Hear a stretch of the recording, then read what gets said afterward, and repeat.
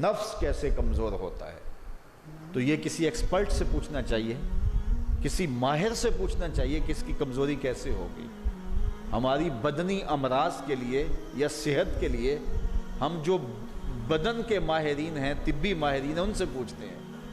اب روحانی ماہرین سے پوچھیں کہ یہ نفس بڑا تگڑا ہے، اس کو کیسے صحیح کرنا ہے۔ علامہ اقبال علیہ رحمہ جس شخص کو اپنا مرشد مانتے ہیں اور کہتے ہیں میری اندر کی بیماریوں کا علاج جس شخص نے کیا ہے، وہ مولا جلال الدین رومی ہے۔ تو جلال الدین رومی ایک معالج کا پتہ دیتے ہیں۔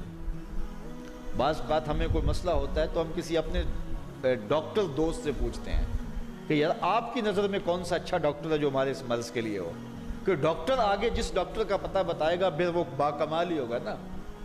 تو عام آدمی تو ہو سکتا ہے کسی عطائی کا پتہ بتا دے، وہ کہتا ہے مجھے فلاں جگہ سے دم کروایا، مجھے اس سے دم آ گیا، تو ہم دم کروانے بھاگ جائیں گے۔ یہ ایسے ہی ہوتا ہے نا کہ لوگ وقت ضائع کر دیتے ہیں ان چکروں کے اندر اور بیماری کے منہ میں۔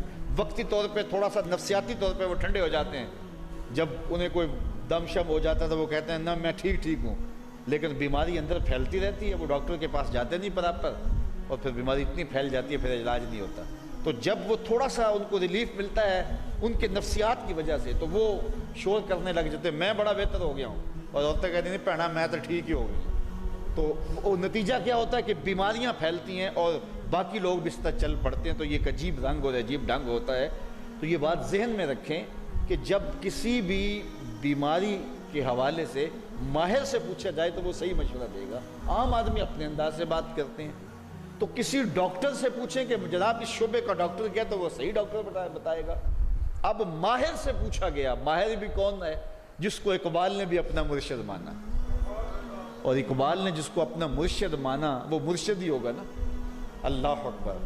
تو وہ اقبال فرماتے ہیں ایک مرشد کا پتہ دیتے ہیں علامہ رومی کا، اور رومی آگے ایک مرشد کا پتہ دیتے ہیں۔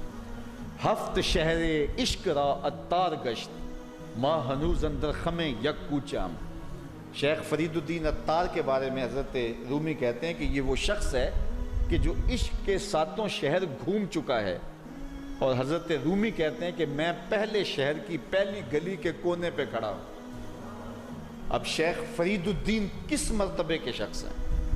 تو ان سے پوچھئے کہ آپ ماہر ہیں، اقبال کا مرشد بھی آپ کی دہلیز پہ کھڑا ہے، تو آپ بتائیے یہ نفس کا علاج کیا ہو؟ تو شیخ فرید الدین فرماتے ہیں آؤ میں تمہیں بتاؤں اس نفس کا علاج کیسے کرنا ہے، چونکہ یہ نفس کا علاج ان لوگوں کے پاس ہے۔ باج فقیراں کسے نہیں ماریا، باہو ظالم چور اندر داہو، یہ ان لوگوں کا ہی کام ہے کہ اس کا علاج کریں۔ تو شیخ فرید الدین فرماتے ہیں نفس نتواں کشت الا باس چیز بات گوئم یاد گیرش اے عزیز۔ نفس نہیں مرتا، لیکن اگر تیرے پاس 3 اسلحے موجود ہیں تو پھر اس کو قابو کرنا مشکل بھی نہیں ہے۔ وہ 3 اسلحے کون سے ہیں ذرا سن لیجئے، اور اس نیت سے سنیے کہ ہم اس ماہ صیام میں اس پر عمل کریں گے اور اپنے نفس پہ قابو پانے کی کوشش کریں گے۔ کیونکہ یہ تقریر محض تقریر نہیں ہونی چاہیے کہ میں آ کے ہر سال کوئی بات سنا جوں اور آپ ہر سال سن لیں، تو اس سے کیا فائدہ ہوگا اگر ہم عمل نہیں کریں گے۔ تو اس نیت کے ساتھ سنیں کہ یہ ایک ماہر روحانیات کے ماہر نے ہمیں یہ مشورہ دیا ہے کہ اپنے نفس کا علاج کیسے کریں۔ تو کہتے ہیں نفس نہیں مرتا مگر 3 اسلحے ہوں تو ٹھہرتا بھی نہیں ہے۔ پہلا اسلحہ خنجر خاموشی، خاموشی کا خنجر۔ دوسری بات شمشیر جو، بھوک کی تلوار۔ اور تیسری بات نیزائے تنہائی اور ترک ہجوم، اور ایک تنہائی کا نیزہ۔ کہتے ہیں 3 اسلحے اگر تمہارے پاس ہیں تو یہ نفس قابو میں آ جائے گا۔ خاموشی کا خنجر، بھوک کی تلوار اور تنہائی کا نیزہ۔ ایک دشمن بندھا ہوا ہے، 3 اسلحے لے کے دوسرے دشمن پہ ٹوٹ پڑو۔ ماہ صیام میں بھوک تو پہلے ہی کاٹنی ہے، لہٰذا یہ جو ہے وہ بھوک کا ہتھیار بھی اس کے اوپر جو ہے وہ کارگر ہو گیا۔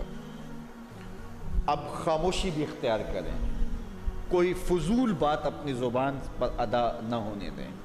میرے حضور نے فرمایا اگر تم سے کوئی الجھے، کوئی لڑے، کوئی بحث کرے تو تم اسے کہہ دو انی صائمن، جا بابا معاف کر میں نے روزہ رکھا ہوا ہے۔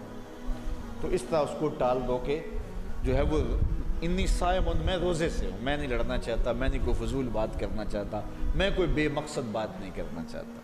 لیکن فرمایا جو جھوٹ اور جھوٹے اقوال اور اعمال نہیں چھوڑتا ہے اس کے بھوکے اور پیاسا رہنے کی اللہ کو کوئی ضرورت نہیں ہے.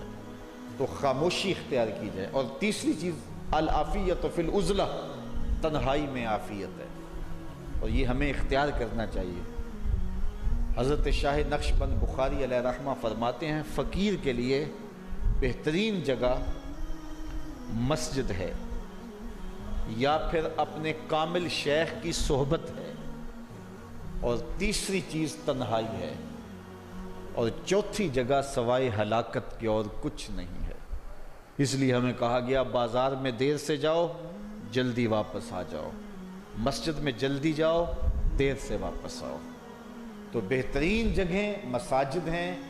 کامل پیر اگر کسی کو مل جائے، آج تو اس دور میں کامل کا تلاش کرنا بھی ایک مسئلہ ہے، لیکن جن لوگوں کے انفاس کی خوشبو سے دلوں کی تربیت ہوتی ہے وہ مفقود نہیں ہوئے، اگرچہ تھوڑے ہیں، اگر طلب سچی ہو تو مل ہی جاتے ہیں.